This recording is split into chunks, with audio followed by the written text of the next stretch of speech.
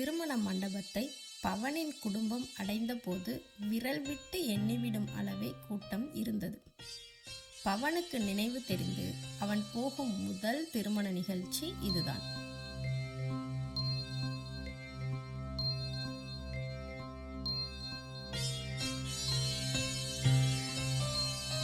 மாப்பிள்ளை பவனின் அப்பாவிற்கு தம்பி முறை. தூரத்து உறவினர் என்றாலும் சின்ன வயது முதலே நண்பர்களாம். அதனால் கண்டிப்பாக வரவேண்டும் என சொல்லிவிட்டார். டேப் கையுடனே பவன் உள்ளே நுழைந்தான். மாடியில் ஒரு அறையை கொடுத்திருந்தார்கள். அம்மா, அப்பா, பவன் மூவரும் அறையில் அடைந்தனர்.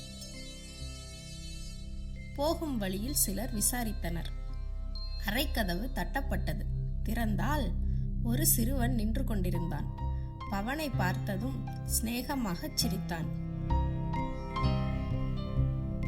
மாமா, என் பேர் மணிகண்டன், கார்பெண்டர் ரவி பையன். எங்க மாமாவுக்குத்தான் கல்யாணம் என தானே அறிமுகம் செய்து கொண்டு பவனை விளையாட அழைத்தான். பவன் கொஞ்சம் தயங்கினான்.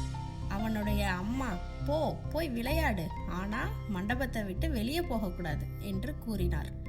டேபை விட்டு வர மனமே இல்லாமல் கிளம்பினான். இருவரும் சமையற்கட்டுக்குள் நுழைந்தனர். ஏலக்காய் வாசம் தூக்கியது. உனக்கு லட்டு பிடிக்குமா? வரிசை தட்டுக்கு செஞ்சிருக்காங்க, சாப்பிட்றியா என்று கேட்டான். ஆமாம் இல்லை என்று தலையாட்டுவதற்குள் 3 லட்டுகளை எடுத்து வந்து விட்டான். தன் கிராமத்தில் விளையாடும் விளையாட்டுகள் பற்றி கூறினான். உணவுக்கூடம் மாலை டிஃபனுக்கு தயாராகி கொண்டிருந்தது. மாலையிலிருந்து இரவு வரையில் நிறையவே கூட்டம் இருந்தது. கல்யாணமாகும் மாமா ஒரு எழுத்தாளர். அதனால் நிறைய நண்பர்கள் வந்திருந்தார்கள். மாலையில் மாப்பிள்ளை வரவேற்பு பக்கத்தில் இருந்த பிள்ளையார் கோயிலில் இருந்து ஆரம்பித்தது. மாப்பிள்ளைக்கு அருகிலேயே மணியும் பவனும் அமர்ந்தார்கள். பவனை மாப்பிள்ளைக்கு அடையாளம் தெரியவில்லை. மணிதான் அறிமுகம் செய்து வைத்தான். இரவு உணவை மணிக்கு பக்கத்தில் அமர்ந்துதான் சாப்பிட்டான். எதையும் இலையில் மீதம் வைக்காதே பவன் என்று செல்லமாக கடிந்து கொண்டான். இரவு படுக்க தயாராகி கொண்டிருந்தனர் பவனும் அவன் பெற்றோரும். மாமா, பவன் எங்கூட தூங்கட்டுமே என்று உள்ளே நுழைந்தான் மணி. ஒரு இடம் பார்த்து வச்சிருக்கேன் பவன், அதுக்கு முன்னாடி ஒரு வேலை இருக்கு நமக்கு என்று அழைத்து சென்றான். வழக்கமாக திருமணத்திற்கு வரும் பெரியவர்களுக்கு மட்டுமே தாம்பூல பையை தருவார்கள். ஆனால் நிச்சயம் குழந்தைகளுக்கு ஒரு சின்ன பையில் விசில், ஒரு அறிவியல் மாத இதழ், ஒரு சின்ன போஸ்டர், ஒரு உறுதிமொழி ஸ்டிக்கர், 2 சாக்லேட் ஆகியவை போட்டு தர வேண்டும் என சொல்லிவிட்டார். இந்த பொருட்களை பைகளில் போட வேண்டும். பவன், மணி மற்றும் இன்னும் சில சிறுவர்கள் ஒன்றாக அமர்ந்து அந்த பைகளில் பொருட்களை போட்டார்கள்.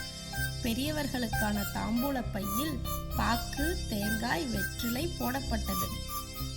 மணியும் பவனும் மொட்டை மாடிக்கு தூங்கச் சென்றார்கள். இரவு வானம் பிரகாசமாக இருந்தது. தூக்கம் வரலன்னா நான் எங்க ஊர்ல ஒரு பாட்டி கதை சொல்லுவாங்க, அவங்க சொன்ன கதைய சொல்றேன்னு ஒரு கதை சொன்னான் மணி. கதை முடியும் முன்னரே தூங்கிவிட்டான் பவன். காலையில் எழுந்து திருமண மேடையை நோக்கி நடந்தார்கள். வழக்கமாக திருமணம் முடியும் போதுதானே தாம்பூல பையை தருவார்கள். ஆனால் குழந்தைகளுக்கான தாம்பூல பையை சிறுவர்களிடம் முன்னரே கொடுத்து விட்டார்கள்.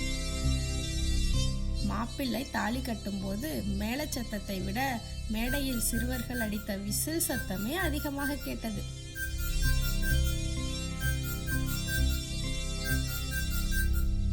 ஒவ்வொருவராக மண்டபத்தை விட்டு கிளம்பினார்கள். பிரிய மனமில்லாமல் பவன் காரில் ஏறினான்.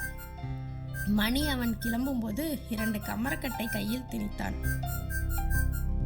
போகும்போது சாப்பிடு என்றான். பவன் டேபை தொடவே இல்லை. கமர்கட்டையே பார்த்து கொண்டு வந்தான்.